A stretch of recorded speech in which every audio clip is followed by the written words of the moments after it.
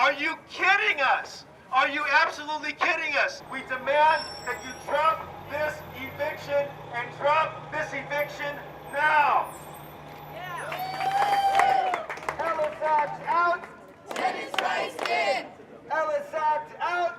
Tenants' rights in. Ellis Act out. Tenants' rights in. Ellis Act out. Tenants' rights in.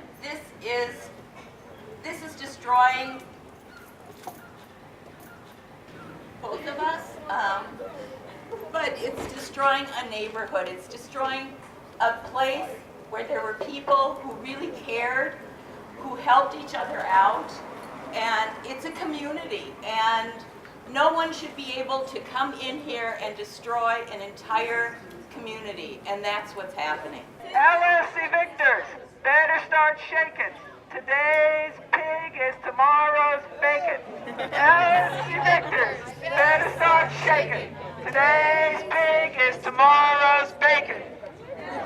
Originally it said male chauvinist, so I'm just adapting it for the occasion.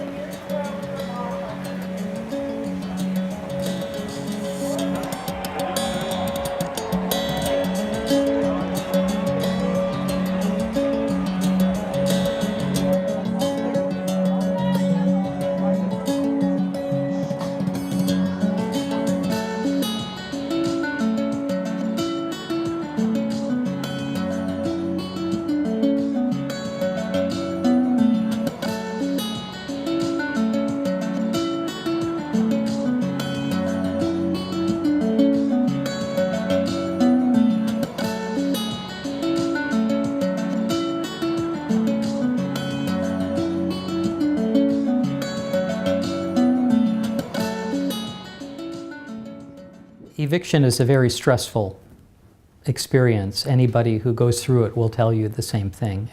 It can make it difficult to sleep, and particularly when you stand to lose a lot, as I do, of losing not only my home but my workplace.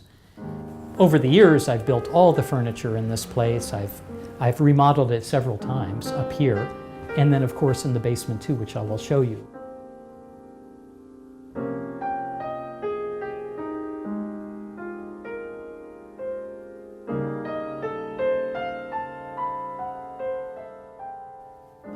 I've been willing to negotiate with them. I wanted to be friends with them when they first moved in.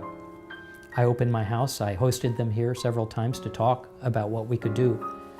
But, you know, they became very adamant about it and basically told me, take the money we offer or we're going to evict you. Literally that. Just told me point blank.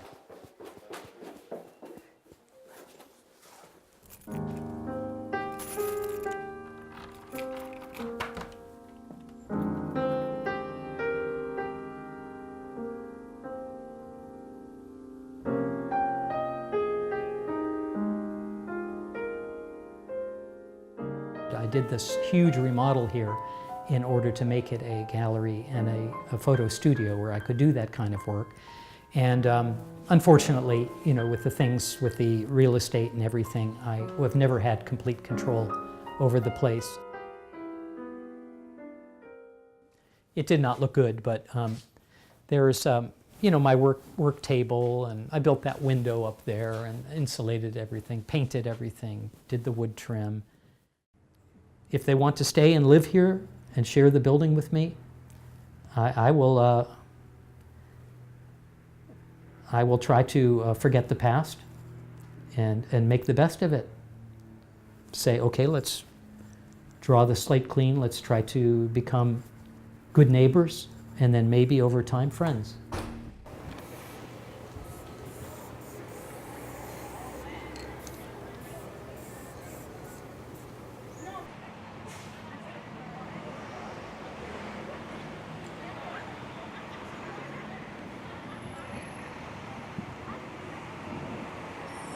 Throughout the process of my nearly getting evicted, more and more people started also getting Ellis Act evictions in the community.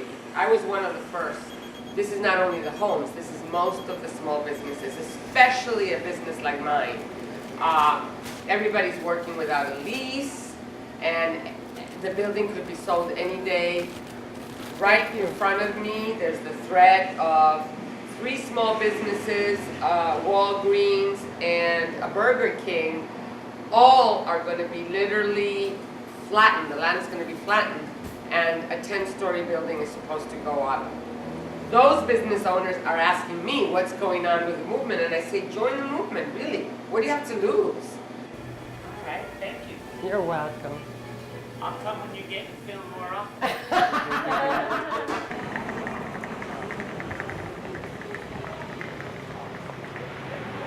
The Ellis Act is a tool that the speculators use. It's a state law. And it's a state law that says, if I'm a landlord, I have a right to go out of the business of being a landlord. And as part of that right, I have the right to evict all of the tenants that are in that building so that I can empty it out. But they're not really landlords, they're speculators. They're people who come in, they buy a building, and then a week later, they give the tenants all eviction notices. So they buy the building with the intention of going out of the business of being a landlord. Does that make sense?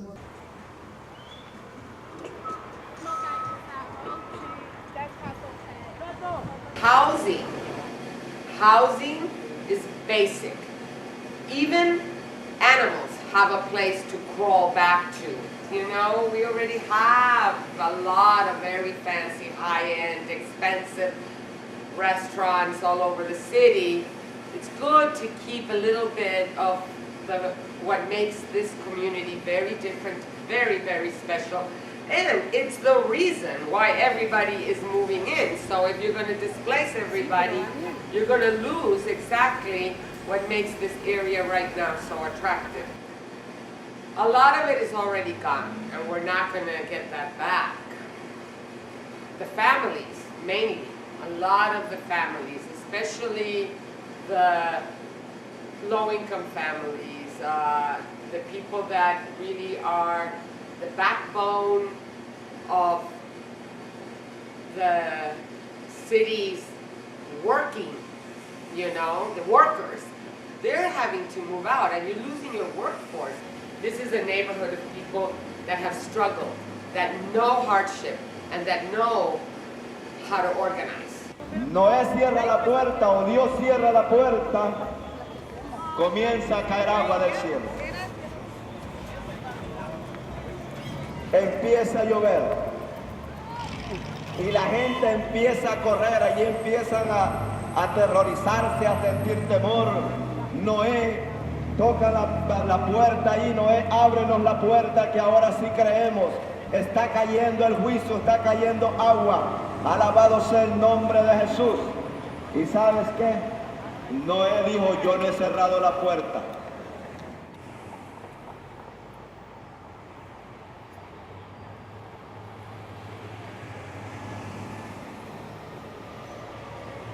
I guess here's what's hard, right? So like, you know, I've talked to you guys about how the stereotype of the San Franciscan changed.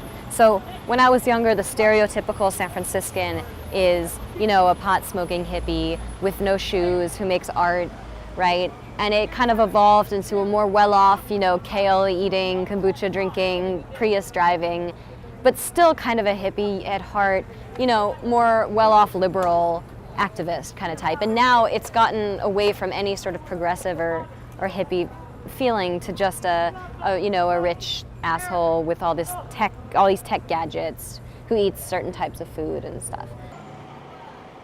Techies are a very convenient scapegoat and a very convenient face for the problem. I think that, you know, their influence might not be as big as you think it is. And I don't think that any company is obligated to give charity, but I do think that it would be a really amazing gesture coming from those companies, and they can afford it, frankly.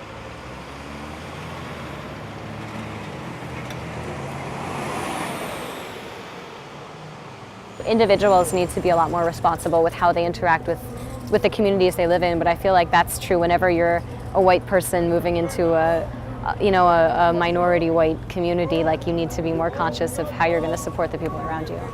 You know, I've already offered to cafe owners around here to help them run ads on Facebook. Like, I have things that I can offer them to help them out too, right? But people don't necessarily do that.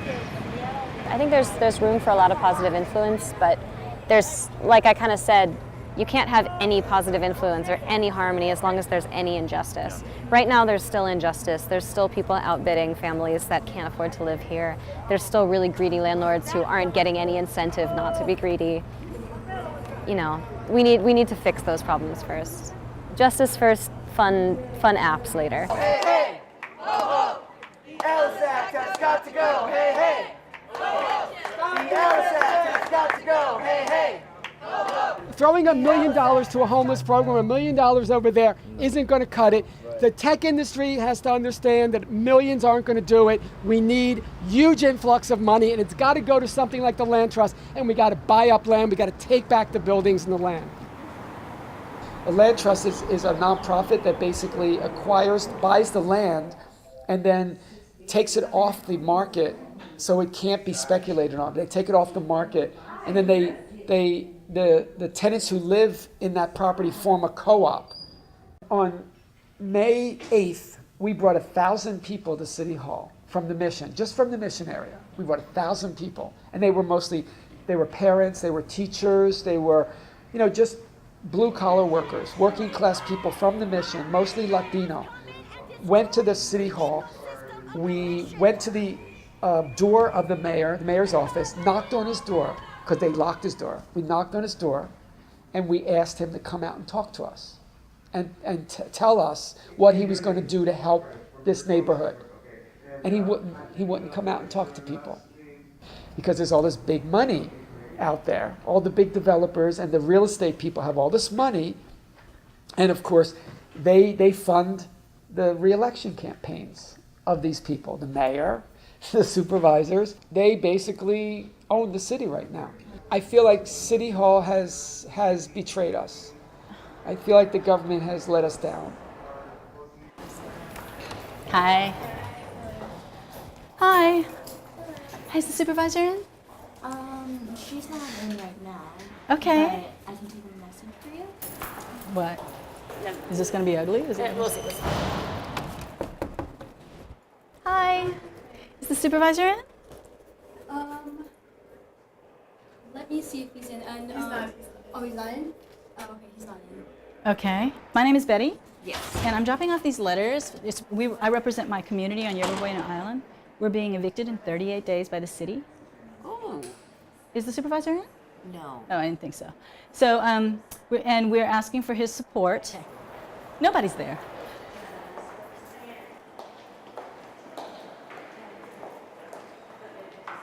I was really beginning to feel hopeless until I met Eviction Free San Francisco, and they may help me to find my footing again.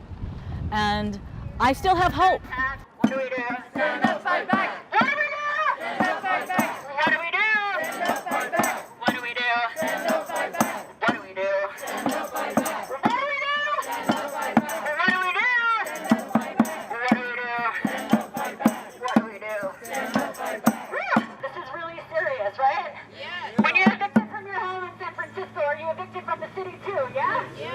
It's not okay. That's why we're fighting back. That's what Eviction Free San Francisco has been doing and is continuing to do. And we're building a movement, right? All right. So we're going to start off today by hearing from Betty Mackey. Where's Betty? We never got paid for it. Okay, here's Frederick, 417. Sorry. Yeah, Okay. 417. 4 blocks. I plan to fight. It's from public I think, somebody has to, and I have a lot at stake here.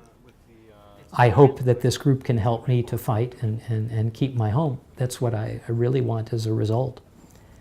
I want to stay. I don't want their money. I want to live here. In fact, you have to file it with the rent board. Yeah, and these have the dates that Ellis Acts were filed to these addresses. Oh, really? Yeah.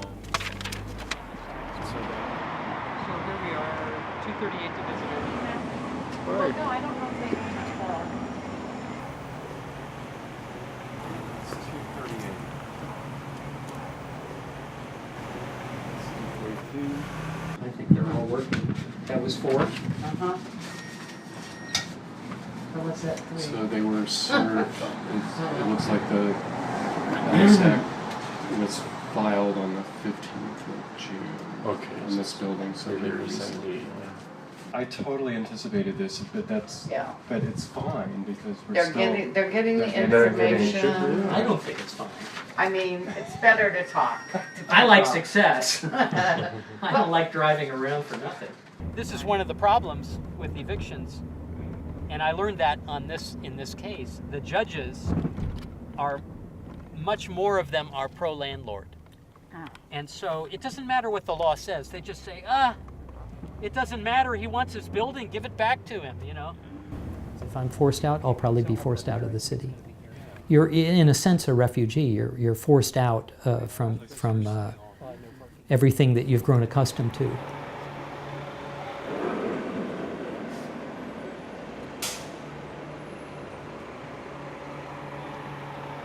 Oh, so the tech backlash has been huge. I think people were skeptical, but then they started to see us in the neighborhood all the time and realized we were kind of doing what we said we were going to do. We have new hires that come through an orientation every 2 weeks. I spoke with them today, and the first day that they are on the job, they do a volunteer shift here in the neighborhood, and it's because we want them not afraid. This isn't Silicon Valley. It's not the pristine campuses of Google and Facebook. This is 6th and Market. You're going to walk over a heroin needle on your way to work.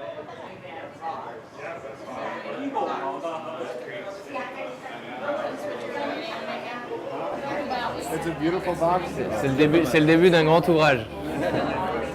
En gros, on a des programmes sociaux avec la ville et on a choisi 5 ou 6 centres avec qui on travaille quasiment exclusivement, non pas que ce soit le terme juste. Et en fait, on envoie des volontaires dans ces centres-là une fois par semaine, une fois toutes les 2 semaines, et on fait des programmes avec eux. En fait, on crée des programmes. Donc ça, c'est une des premières ou deuxième fois qu'on fait ça. On va faire du bingo, on va servir un déjeuner ou un dîner, on va faire du bricolage. Donc voilà, on fait différentes activités.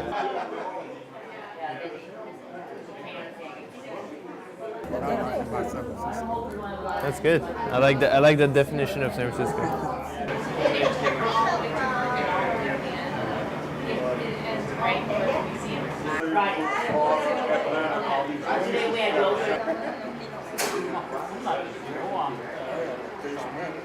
The community benefit agreement and the investing that we promise with that and the projects that we promise with that, it's probably a quarter of our overall local programming. And that's important because this tax break expires. So in 2017, we don't have to give back anymore, but we will, because now we've set up this programming that goes way beyond that document.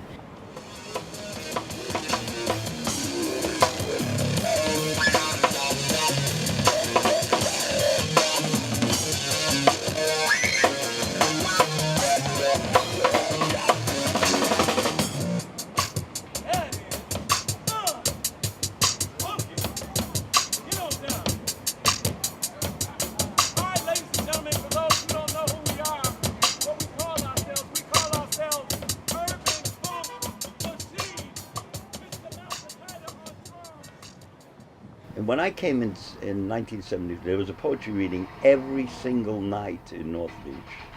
Every single, 7 days a week. There was some event or in a bar, or in the bottom of City Lights, the basement of City Lights, or in the intersection.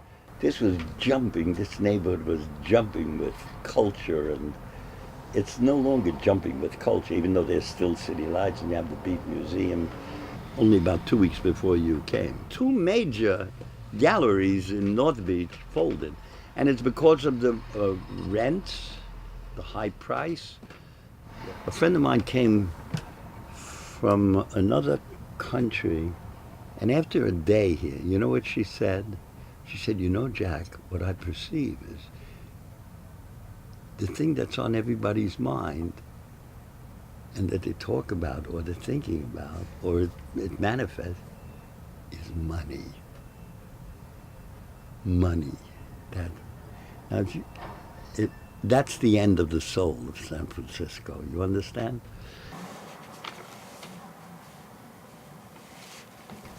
Somebody steps forward saying, basta. Steps forward. SF for San Francisco. Stepping forward, this compañero, Francisco Herrera, who's begun it, this comrade in arms of the song that's going to rescue the people of this city from the brinks of the banks that are connected to the corporate state bone, that are connected to the unreal estate bone, and the private property rat bone, and the rent sky high bone, and the homeless go die bone, and that's the working of the laws. The people's laws are human kindness and modesty among equals in loving friendship without the violence of money. That's one to pose it up.